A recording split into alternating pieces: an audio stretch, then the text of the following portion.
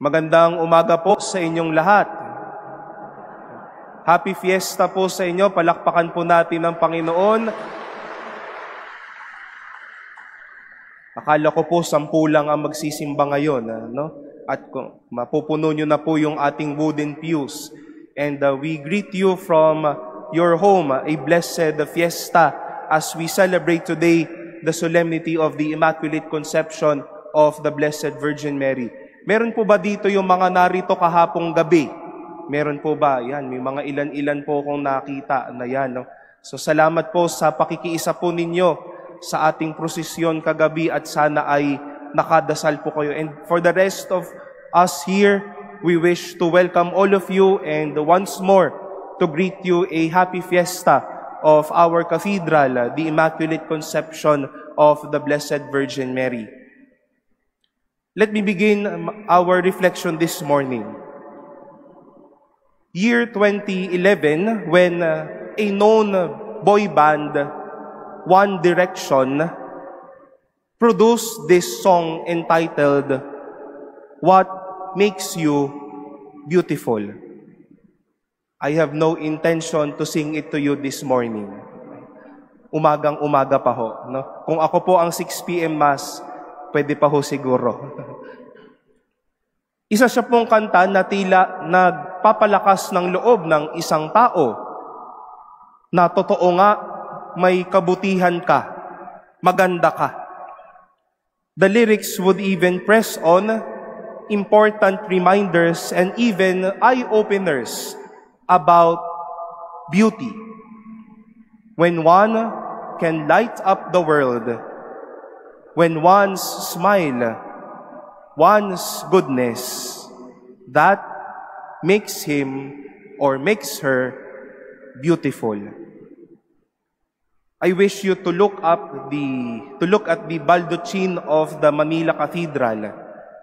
It says there some praises about the Virgin Mary, and I invite you, let us all together read the words, Tota pulcra es Maria, et macula originalis non est inte.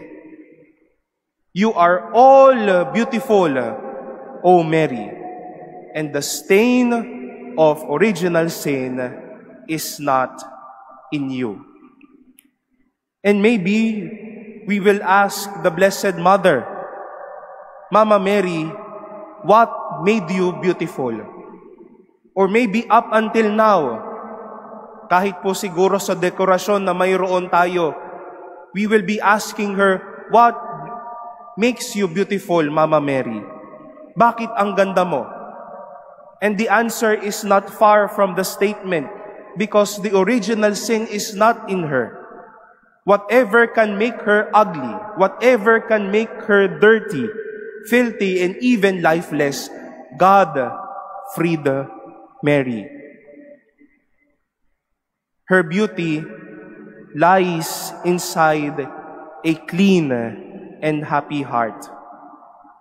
Mary's beauty won't rest in cosmetics or any surgical operations or procedures that can add her beauty. Maganda si Maria dahil malinis ang kanyang puso at malinis ang kanyang buhay. Ikinaganda po ni Maria ang kanyang pagtugon niya sa Diyos. Ikinaganda ni Maria yung pagdalaw niya kay Elizabeth ng may malasakit. Ikinaganda ni Maria yung kanyang pag-iisip sa mga taong wala ng kasiyahan. If you will remember the story of the wedding at Cana, when she stood at the fruit of the cross of her son, that made her more beautiful. At the moment of her conception, Mary was freed from all that can make her ugly and lifeless. Sin, mistakes, troubles, and whatsoever.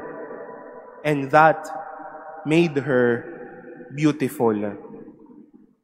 At hindi lang po doon, yung naging buhay ni Maria masasabi natin, mas kinaganda niya ang pagiging tapat sa Diyos, ang pagiging matulungin, ang pagiging concerned, at ang pagiging matapang sa gitna ng krus ng kanyang anak. Mga minamahal kong kapatid, ikinaganda ni Maria ang pagiging walang sala, ang pagiging tapat, ang pagiging matapang, ang pagiging mapagbigay.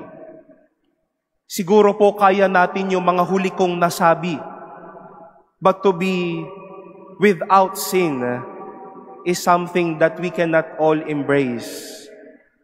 Pero kaya po nating umiwas sa mali o sa anumang magpapapangit sa atin. Hindi po natin ikagagwapo o ikagaganda ang hayagang paninira sa harapan ng mga tao. Hindi po natin ikagaganda o ikagagwapo ang magnakaw ng hindi naman para sa atin. Hindi po natin ikagaganda o ikagagwapo ang pagiging madamot sa kung ano man ang meron tayo. Hindi po natin ikagaganda o ikagagwapo ang pag-cheat, ang pananakit ng damdamin, ang hindi mag-alay ng panahon o presensya sa mga tao sa paligid natin. Magawa natin ang mga bagay na ito, mababawasan ang kagandahan, kagwapuhan na mayroon tayo, papangit tayo. What made Mary beautiful? Because she was freed from what can make her ugly and lifeless.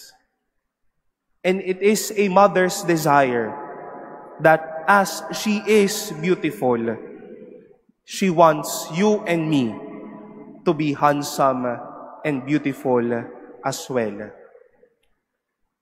Madami man pong pwedeng magsira o magpapangit sa ating puso. Mary will always be there to make us beautiful. Being sinless, being good, being a loving mother, those things made her beautiful. And we can do the same when we reject sin, when we live in goodness, when we love, that will always make us beautiful.